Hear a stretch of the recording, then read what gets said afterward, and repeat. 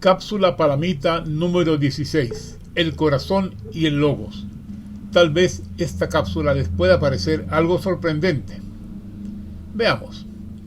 Los monjes esicastas del Monte Athos y de otros lugares del Oriente cristiano empleaban el método de la oración continua repitiendo: Señor Jesucristo, Hijo de Dios, ten piedad de mí que soy pecador, sincronizadamente con su respiración, sentados mientras su cabeza se inclinaba hacia su vientre. Esta práctica indujo a Balaam de Calabria a acusar a los esicastas de querer mantener el intelecto en el cuerpo durante la oración en lugar de sacarlo de ahí. Esta acusación la rebatirá San Gregorio Palamas al reconocer en el razonamiento de Balaam la huella de la cultura y la filosofía paganas, las cuales habían privilegiado lo intelectual en perjuicio de lo corpóreo. La polémica contra Balaam también fue una crítica a la devaluación intelectual de la función del cuerpo, reivindicando nuestro santo la importancia que tiene el cuerpo en sí mismo para el intelecto. Dice Palamas: el cuerpo no se opone al alma, sino que tiene una naturaleza conforme a ella. A este respecto, permítanme el siguiente comentario. La estructura y el funcionamiento del cuerpo se conforma al alma y no al revés, siendo el ser humano un ente activo y unitario. La carne o materia corporal despliega una actividad estructurada y coordinada que consiste en una compleja interacción de funciones, tanto en sus operaciones biológicas más básicas, como en su crecimiento, su adaptación al medio ambiente, la reacción ante elementos patógenos, en su capacidad reproductiva, etc. Hay tal articulación psicosomática que funciones corporales anómalas inciden en lo psíquico, como una borrachera, por ejemplo, o bien que ciertos estados anímicos o emotivos se manifiestan en una expresión corporal, como en el susto, la alegría, etc.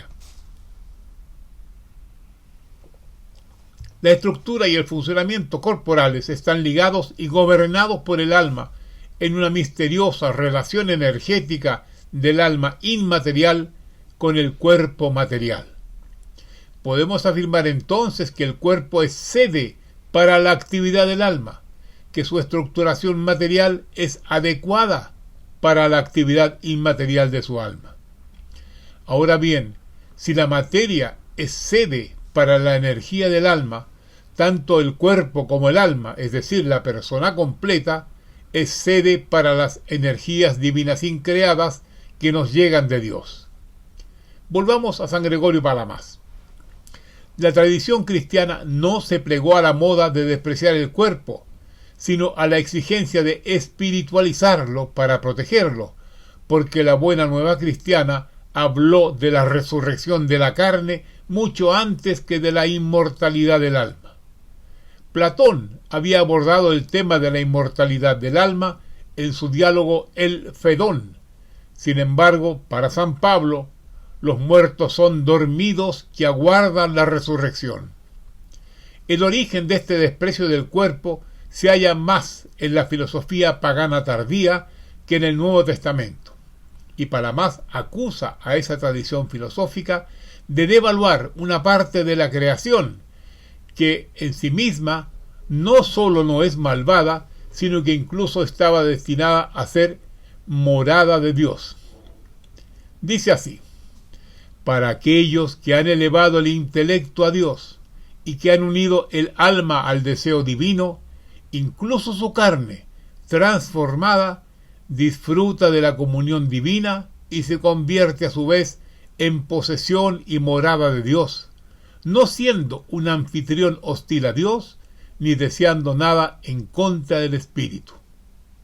San Gregorio Palamas sostiene que la devaluación del cuerpo fue el error fundamental de la cultura pagana cuando escribe: sacar el intelecto, no del pensamiento del cuerpo, sino del cuerpo mismo, porque sólo fuera de él se podría encontrar la contemplación intelectiva, es el más fuerte de los errores griegos y fuente de toda opinión errónea invención de los demonios y enseñanza que afecta a la inteligencia debido a una falta de entendimiento.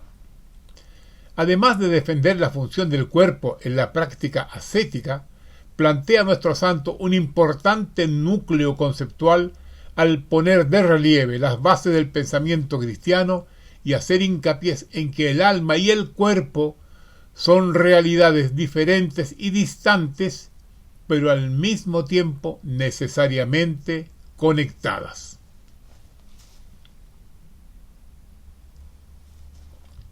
¿Conectadas con qué cosa? ¿O en qué cosa? En ninguna glándula pineal, como sostuvo en el siglo XVII el filósofo francés René Descartes.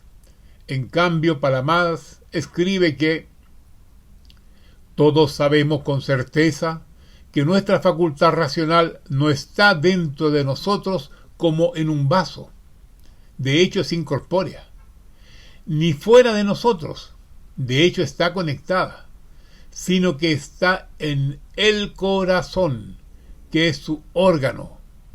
Y esto no lo hemos aprendido de un hombre, sino del mismo que formó al hombre, quien después de haber indicado que no son las cosas que entran en la boca, sino las que salen, las que contaminan al hombre, dijo exactamente que los pensamientos salen del corazón.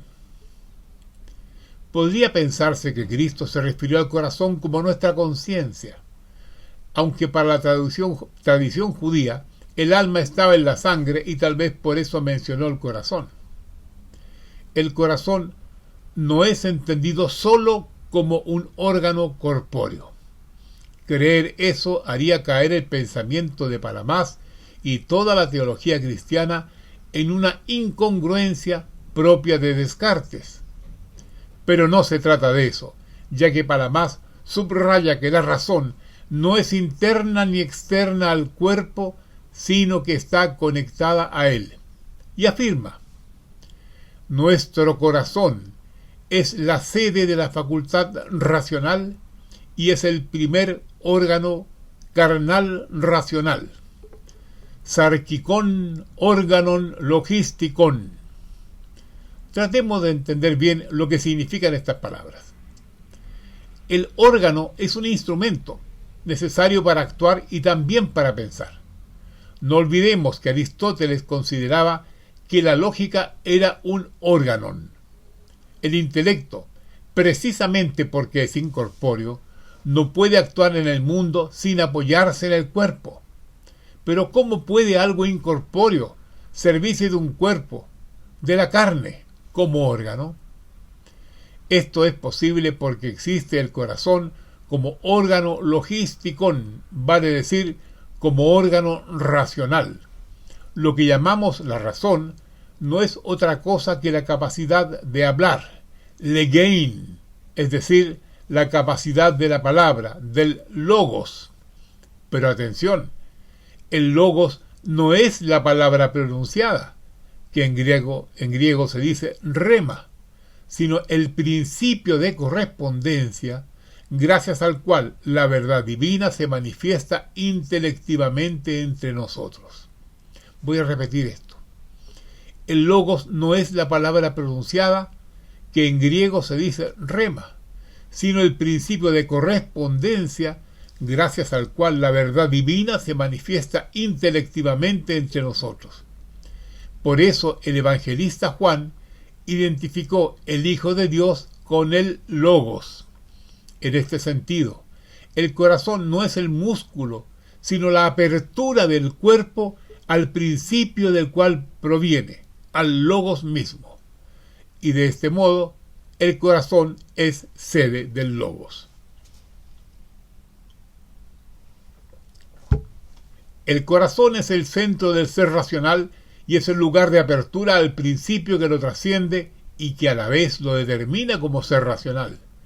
Insistimos en que en estas consideraciones el corazón es la apertura de la carne a su propio principio, o sea, es una actividad de la naturaleza creada que tiende a regresar a la naturaleza inmaterial, es decir, hacia el logos de quien proviene.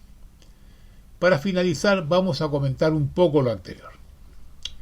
El principio del cual todo proviene son las energías increadas de la supraesencia divina, operadas por el Logos o Hijo de Dios en el acto de la creación. No se está reemplazando el cerebro por el corazón, como la sede material de lo psíquico. Se está estableciendo el corazón como la sede de lo espiritual, de aquello que conecta al hombre con su Creador, con el Logos, que le trasciende, pero no por eso le deja aislado. Estamos ante la triple distinción espíritu, mente, cuerpo, siendo el hombre una persona, es decir, una hipóstasis completa y unitaria de cuerpo y alma. La actividad mental en la cual interviene el alma se incardina en la actividad cerebral, ligada a la naturaleza corporal. A su vez, lo espiritual o energía del alma que lo conecta con el Logos tiene su sede en el corazón, también de naturaleza corporal. La actividad cerebral, además de estar ligada a los pensamientos, es el centro controlador y regulador de todas las funciones corporales. Este centro no se halla repartido por todo el cuerpo, sino que utiliza una red neuronal para conectarse con él. Por su parte, el corazón hace que fluya la sangre por todas partes, llevando la energía que precisa cada célula nuestra. Como la sangre está ligada a la vitalidad, a las emociones, a las pasiones, al ardor de la acción, no es de extrañar que el corazón, y es algo más que un músculo que bombea sangre, sea la sede de lo que conecta a todo el cuerpo con lo espiritual, incluyendo al cerebro, a quien también nutre de sangre.